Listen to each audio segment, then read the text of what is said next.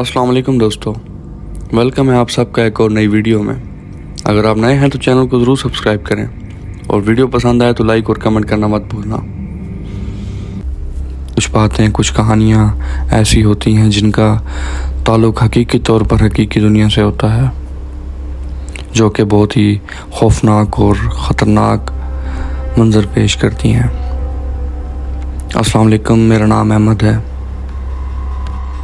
और मेरा ताल्लुक़ साहिवाल के करीबी एक गांव से ही है। मैं 27 साल का हूं और ये कहानी तकरीबन 2 साल पुरानी है,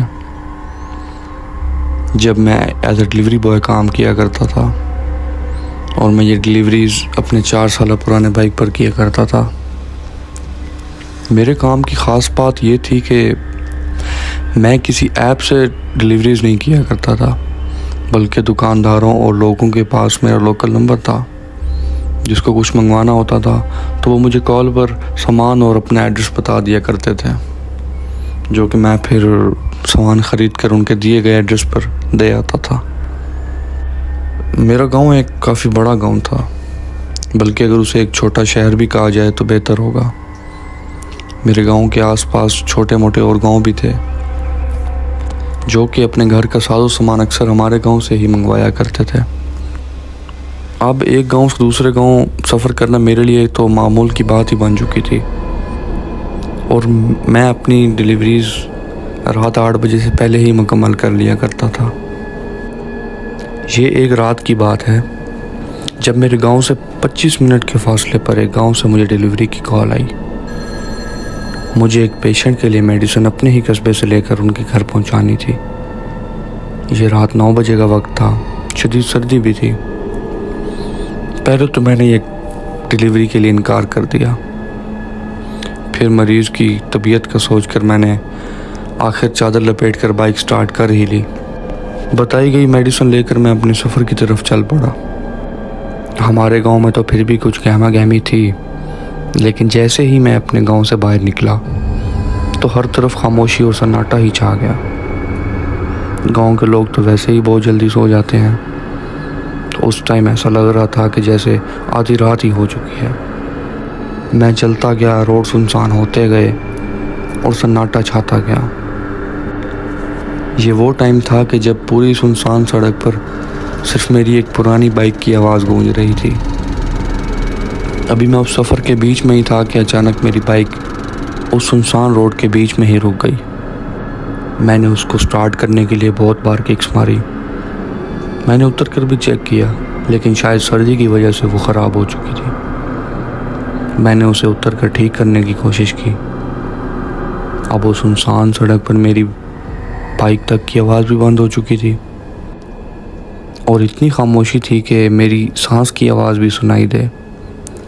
मैंने टॉर्च जलाकर पेट्रोल चेक करना शुरू किया। यही वो लम्हा था कि मेरे बाइक के करीब कुछ फासले से किसी ने पत्थर फेंका, जैसे किसी ने दूर से वो पत्थर मुझे ही मारने के लिए फेंका हो। ये वो लम्हा था कि मैं बता नहीं सकता कि उस वक्त मेरी क्या हालत थी। मेरा जिस्म कांपने लगा। मैं जानता था कि वहाँ कोई और इंसान नहीं है मेरे अलावा। मैंने टॉर्च उसी तरफ की जहाँ से वो पत्थर आया था। पहले तो वो लाइट कुछ फासले तक कवर कर रही थी, लेकिन मेरे मोबाइल की टॉर्च से बहुत दूर तक देखना पॉसिबल नहीं था। मैं सिर्फ चांद की रोशनी में उस सड़क को महसूस कर रहा था। इस दौरान मैंने टॉर्च नीचे करके ऑब्ज़र्व करने की कोशिश की कि शायद अगर कोई और इंसान है तो मुझे उसकी मौजूदगी का एहसास हो।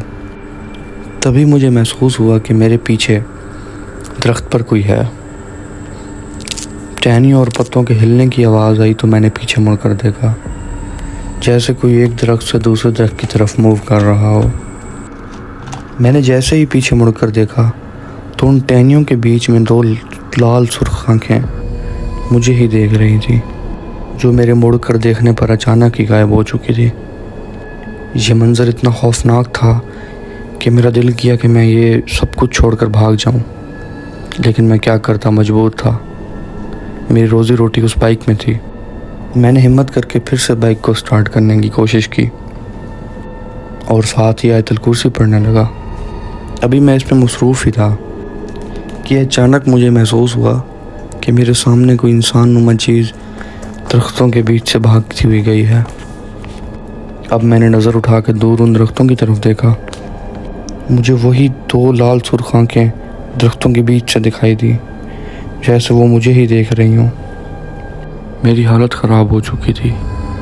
یہ منظر دیکھ کر میں خوف زدہ ہو گیا اور اپنے بائک کے پیچھے اپنے پاؤں کے بل بیٹھ گیا۔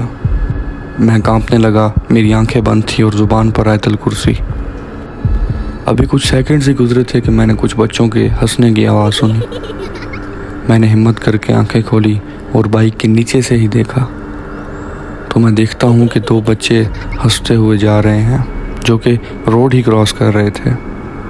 کسی عجیب جانور جیسے تھے اور ان کے منہ لمبے اور لٹکے ہوئے تھے۔ ایسی چیزیں میں نے آج تک نہیں دیکھی تھی۔ وہ بچے آپس میں ہنستے ہوئے جا رہے تھے۔ ان کا قدم رکھنے کا انداز بالکل بھی انسانوں جیسا نہیں تھا۔ اس ٹائم میں اور بھی زیادہ خوف زدہ ہو گیا، لیکن عجیب بات یہ تھی کہ ان بچوں نے مجھے ایک بار بھی نظر اٹھا کر نہیں دیکھا، جیسے میں اس روڈ پر موجود ہی نہیں ہوں۔ حالانکہ اس روڈ پر صرف روشنی میں ہی تھا۔ میں نے ایسی عجیب مخلوق بالکل نہیں دیکھی تھی۔ خوف سے میں اپنی بائک کے پیچھے بیٹھ گیا اور خاموشی سے انتظار کرنے لگا۔ جیسے ہی کچھ سیکنڈز کے بعد مجھے ان بچوں کی آواز آنا بند ہوئی، میں نے پھر ہمت کر کے اپنی بائک سٹارٹ کی، اور قسمت کی بات یہ تھی کہ اس ٹائم بائک سٹارٹ بھی ہو گئی۔ اس سناٹے میں بائک کی آواز اتنی خوفناک تھی کہ میں کیا بتاؤں۔ یہ ایک ایسا سائرن تھا جو سب مخلوقوں کو دعوت دے رہا تھا۔ خیر، میں نے پیچھے نہ دیکھتے ہوئے اپنی بائک کو فل سپیڈ میں وہاں سے بھگایا۔ ایسے محسوس ہو رہا تھا کہ جیسے انجانی مخلوق میرے ساتھ ساتھ بھاگ رہی ہو۔ میں نے آیت الکرسی کو پڑھنا جاری رکھا جب تک میں کسی سیف جگہ پر نہیں پہنچا۔ کچھ ہی ٹائم بعد میں ایک آبادی والی جگہ میں انٹر ہو گیا۔ وہاں جا کر مجھے کچھ حوصلہ ملا۔ آخر میں نے اپنا پارسل ڈیلیور کیا اور وہیں ایک مسجد میں رات گزارنے کا فیصلہ کیا۔ جیسے کیسے صبح ہوئی، میں صبح کی روشنی میں اپنے گاؤں واپس آ گیا۔ میں نے دوبارہ کبھی دیر رات سفر نہیں کیا، لیکن وہ منظر جو اس رات میں نے دیکھا تھا آج بھی مجھے خوف زدہ کرتا ہے۔